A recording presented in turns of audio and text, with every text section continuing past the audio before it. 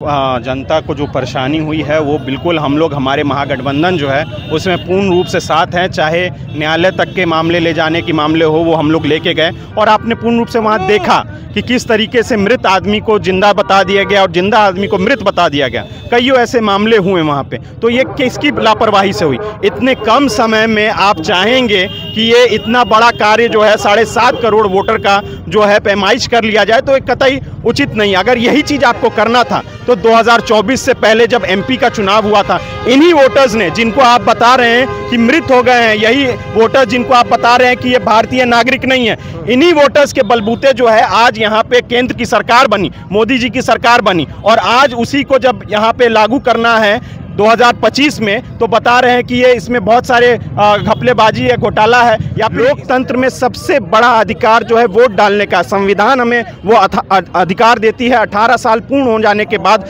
वो हमारी चॉइस है कि हम किसे अपना वोट देते हैं, किसे अपना मत देते हैं, कैसे हमारी सरकार रहेगी, किसके साथ हम लोग जाना चाहते हैं, कौन सामाजिक न्याय कर सकता है। वो सब सामाजिक न्याय के लिए हम लोग अपनी आवाज़ मुहिम को है जोर से उठा रहे हैं। किसी की आवाज़ को दबाना नहीं चाहिए, चाहे वो इलेक्शन कमीशन के थ्रू हो, चाहे कोई भी संस्था हो, सामाजिक संस्था हो, चाहे वो गरीब लोग हो या कोई भी हो, अपनी बात रखने का तो उनको मौका देना चाहिए ना। क्यों ये बात रखने का मौका नहीं देते हैं? अधिकार यात्रा की आज लगातार 11वां दिन है। नेशनल दस्तक की टीम आपको लगातार कवरेज दिखा रही है सासाराम से ही। और इस वक्त हमारे साथ बात करने के लिए बोचहा के विधायक अमर पासवान हैं, तेजस्वी यादव के काफी करीबी नेता हैं और इस यात्रा में सम्मिलित हो गए हैं। क्या कहेंगे, क्या सच में SIR से आप लोग परेशान है या जनता परेशान है? बिल्कुल जनता को जो परेशानी हुई है वो बिल्कुल हम लोग हमारे महागठबंधन जो है उसमें पूर्ण रूप से साथ हैं। चाहे न्यायालय तक के मामले ले जाने के मामले हो वो हम लोग लेके गए और आपने पूर्ण रूप से वहाँ देखा कि किस तरीके से मृत आदमी को जिंदा बता दिया गया और जिंदा आदमी को मृत बता दिया गया। कईयों ऐसे मामले हुए वहाँ पे। तो ये किसकी लापरवाही से हुई? इतने कम समय में आप चाहेंगे कि ये इतना बड़ा कार्य जो है 7.5 करोड़ वोटर का जो है पैमाइश कर लिया जाए, तो एक कतई उचित नहीं। अगर यही चीज़ आपको करना था तो 2024 से पहले जब एमपी का चुनाव हुआ था, इन्हीं वोटर्स ने, जिनको आप बता रहे हैं कि मृत हो गए हैं, यही वोटर जिनको आप बता रहे हैं कि ये भारतीय नागरिक नहीं है, इन्हीं वोटर्स के बलबूते जो है आज यहाँ पे केंद्र की सरकार बनी, मोदी जी की सरकार बनी। और आज उसी को जब यहाँ पे लागू करना है 2025 में, तो बता रहे हैं कि ये इसमें बहुत सारे घपलेबाजी है, घोटाला है। या फिर इसमें ये बताया जाए कि केंद्र और राज्य दोनों मिलाकर के तकरीबन 20 और 11 साल की सरकार रही है। तो ये बाहरी लोग आए कहाँ से? पहले तो चुनाव आयोग इसका जवाब दे। क्या एक भी बाहरी पाकिस्तानी लोगों का इसमें सम्मिलित होने का नाम अंकित हुआ है क्या? सत्ता पक्ष वाले तो बोल रहे हैं कि बांग्लादेशी बसे हुए हैं बिहार में। अरे भाई, उसका तो आपको आगे सामने नाम लिखित देना चाहिए था ना कि कहाँ पे है। आप न्यायालय में ये मामला है तो वहाँ पे बताना चाहिए था, लेकिन वहाँ तो ऐसे कोई मामले नजर नहीं आए। लेकिन हाँ, उसी के बावजूद लेकिन हम लोग के पक्ष ने, महागठबंधन पक्ष ने वहाँ पे बड़ी मजबूती के साथ ये दिखाया कि जो वोटर जिंदा भी हैं और उन्होंने 2024 में लोकसभा के चुनाव में वोट डाला भी था, उनको मृत दिखा दिया गया और जो मृत हैं उनको भी जीवित दिखा दिया गया। अमर जी, जिस तरीके से चुनाव आयोग ने डाटा पेश किया है कि 65 लाख वोटरों का नाम कटे हैं, जिसमें 22 लाख तो मरे हुए हैं, तो आप लोग क्यों इतना चिल्ला रहे हैं, गुस्सा कर रहे हैं? सर,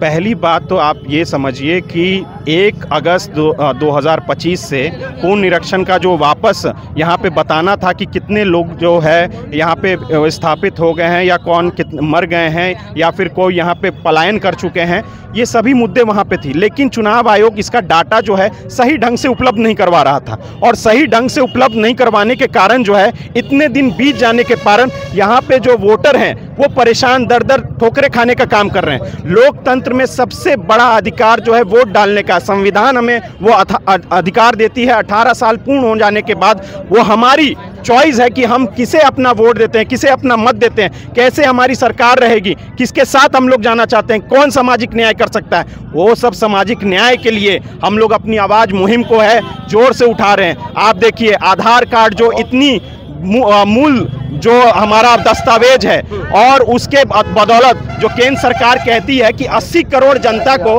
हम लोग जो है 5 किलो अनाज फ्री में देते हैं, लेकिन आप हमें बता दीजिए कि क्या उसके अंगूठे लगाने के बाद ही डीलर के यहाँ पे वो जो चीज राशन है उपलब्ध हो पाता है। लेकिन आधार कार्ड को इस 11 सूची में नहीं जोड़ा गया। क्यों नहीं जोड़ा गया? और अभी तक न्यायालय के द्वारा लिखित जो मामला है चुनाव आयोग के द्वारा अभी तक नहीं बताया गया। तो ये इतना समय बीत रहा है और हमारे पास जस्ट 30 अगस्त तक का हमारे पास जो भी टाइम है और 24 दिन जो है समय है। लेकिन 23 तारीख तक आप मालूमात कर लीजिएगा, 23 तारीख तक आधार को इससे नहीं जोड़ा गया था, जो कि बहुत परेशानी का सबब हो रहा है हमारे। तेजस्वी यादव को यात्रा के बीच FIR हो गया तेजस्वी यादव पर, क्या कहेंगे? देखिए ऐसे पहले ED CBI का जो ये सब चलते रहता था, FIR हो गया, इसमें बड़ी क्या बात है? जनता की आवाज है, जनता के लिए हमेशा बुलंद आवाज बनती रहेगी और जिनका होगा वो होते रहेगा। शुक्रिया बातचीत करने के लिए अमर पासवान जी। तो लगातार जो है वो ये देखिए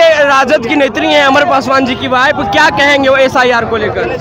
SIR को लेकर हम कहना चाहेंगे कि जिस तरह से इलेक्शन कमीशन अपनी मनमानी कर रहा है, हम इसका विरोध करते हैं। और जिस तरह से हमने पिछले चुनावों में देखा है कि जनता का जो एक सर्वे होता है वो कुछ और बोलता है और जो सामने नतीजे आते हैं वो कुछ और। मोदी जी से क्यों नाराज हैं आप लोग मैडम?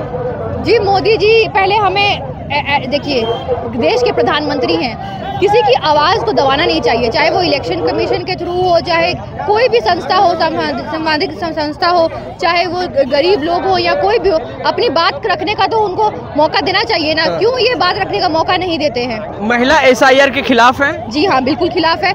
आप देखेंगे कि यहाँ पे आथर पंचायत में बहुत सारी महिलाओं के 400 महिलाओं के नाम काटे गए हैं, उसमें बहुत सारी महिलाएं भी हैं। और मैं ये महिला अध्यक्ष मुजफ्फरपुर की मैं खुद बताना चाहूंगी आपको, ये मैं खुद देख रही हूँ। और रोसी पंचायत की बात करूं, चाहे मैं आथर पंचायत की बात करूं, जीवित महिलाओं को एक घर से 3 महिलाओं के नाम काट दिए गए हैं, वो जीवित है। बताइए ये कौन सा SIR जांच हो रहा है जिस तरह से जीवित को मृत्यु में घोषित कर दिया जा रहा है? मोदी जी से कोई दिक्कत है आप लोगों को? जी हाँ, बिल्कुल दिक्कत है हमें। क्या दिक्कत है? बिल्कुल दिक्कत है हमें, जिस तरह से आवाजों को, महिलाओं की आवाजों को दबाने का, वोट का अधिकार जो एकमात्र कॉन्स्टिट्यूशन ने हमें, संविधान ने हमें जो अधिकार दिया है वोट देने का, नेता चुनने का, वो अधिकार अब नेता अपने हाथ में ले रहे हैं कि हम जनता को चुनेंगे कि कौन हमें वोट देने लायक है, कौन नहीं है। हाँ, गरीब लोग हैं, जो पिछड़े लोग हैं, उनसे ये अधिकार आप कैसे छीन सकते हैं? तो महिला नाराज है? जी हाँ, बिल्कुल नाराज है। तो देखिए जो है वोट अधिकार यात्रा अभी पहुंच चुकी है मुजफ्फरपुर, और मुजफ्फरपुर के विधायक जो बोचा विधानसभा के विधायक हैं अमर पासवान, उनसे बात किए और RJD नेत्री और तमाम लोगों से हम बात किए।